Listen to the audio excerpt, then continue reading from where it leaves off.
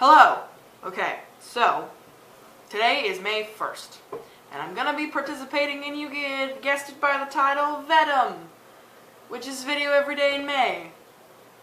I don't know how I'm gonna do that, because I have anxiety and procrastination problems, but I'm gonna do it. I'm gonna try to. So for today's video, as you can see also by the title, I'm going to be listing my favorite, because it was asked of me recently, what are your favorite Disney movies? You're kind of like a fucking child at heart. What's your favorite Disney movies? And I was like, well, what do you think my favorite Disney movies are? And I was really surprised at how wrong this person's guesses were. Really wrong. This is someone who should know me way better than that. Anyway, so I'm gonna go through them. So the first one is The 13th Year. There should be a movie poster right here if I can figure out how to do that. So The 13th Year is a early 2000s movie about a boy who, when he turns 13, becomes a mermaid. And this is my favorite because it's stupid and funny. It's not my favorite, that's why it's on the end of this list, but I love it because it's really dumb and it's funny, and at the same time, when I first watched it as a very young, small child, I was yes, and I assumed that everyone who didn't feel like they belonged in their family was going to turn into a mermaid. Moving on. Number 9, The Rescuers. And not The Rescuers Down Under, because people are like, oh, you mean The Rescuers Down Under? I'm no, the original Rescuers, with the little girl and the fucking crocodiles who look like the Peter Pan crocodiles, and, this very, the woman who plays the mouse kind of sounds like the woman in Aristocats, but you know what, fuck it, we'll move on. Number 8 is The Fox and the Hound, and it's number 8 because it's really good in that when I was a child, it kind of traumatized me a small bit. Because, I have never, ever in my entire life seen Bambi. I know how Bambi goes, but I've never watched it. Ever. So this was the first movie I'd watched where a character's mother was, shot and killed. And it traumatized the fuck out of me. Number 7 is Monsters, Inc. And I wanted this to be higher up on the list because I really love this movie. But, it kind of, it's not all the way up there towards the top of the list because there are movies that surpass it, but it's so good. It's so good. As a child, it was my shit. It was great. I loved Monsters, Inc. It's kind of like how it was either this or the Aristocats, and I love Aristocats. I think it's very quotable, but it's not my favorite.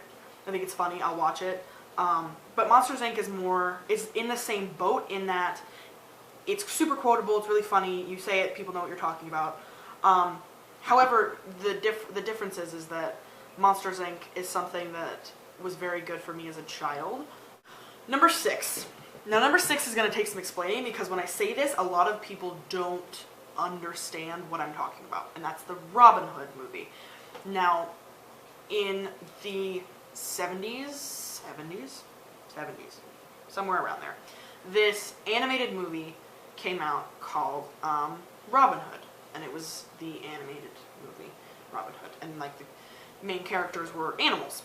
And I say that this is one of my favorite movies. It's number 6 because when I was a kid, it was campy, and I'm a very campy person, but it was, something that brought my family together. And it just was, good for the whole family. And it was, one of those movies that we could all watch together. And it was, we don't hate each other for 5 minutes. Number 5 is The Black Cauldron, because you'll notice a theme here. If there is a little character that's oh my god, it's so cute and adorable and I want it to be my best friend, it's probably on this list. So The Black Cauldron is a 1980s movie that is basically about I don't really remember, actually. I haven't seen it in a really long time, but it's still up there because I loved it as a child so very much. It's still number 5. So this boy is in search of this cauldron, but then he goes on the storyline makes no sense because it starts off as one thing, the plot kind of changes a lot, and the climax kind of, you don't know where it really is. But the reason this movie is on the list, and the reason this movie is number 5, is because of Gurgi. Gurgi is this lovable little fucking something and he's kind of like Stitch, and I just love him, and I want a tattoo of Gurgi. Gurgi is like my soul and my life. So number 4 is Oliver and Company, and the reason I say that and why it's number 4 is because when I was a smaller child, we used to go over to my grandfather's house after preschool and school and whatever, and he didn't really have cable. He had like the rabbit-eared antenna things, and those were always really annoying, so he had a VCR player, and we would watch a bunch of like tapes all the time, and one of them, which was my favorite, my grandfather and mine's favorite, was Oliver and Company. You notice that most of these movies are centered around like animals. I'm a child. Oliver and Company is also awesome because my dad is a huge music buff, and so am I because of that. So Billy Joel plays one of the characters in Oliver and Company, and so like it was something that like I could relate to. Like, oh, I know who that is, and it was the first time that it was like, it broke my tiny mind, because it's like, wait, this is this other person, but he looks like a dog. And that's when I realized cartoons are not real. I was like 5. It was really depressing. Number 3 is Don't Judge Me, The Little Mermaid. Yes, it's a mermaid movie. We're doing this again. The Little Mermaid is the only, like, I don't know, it's one of the only movies on this list that has a bunch of songs in it.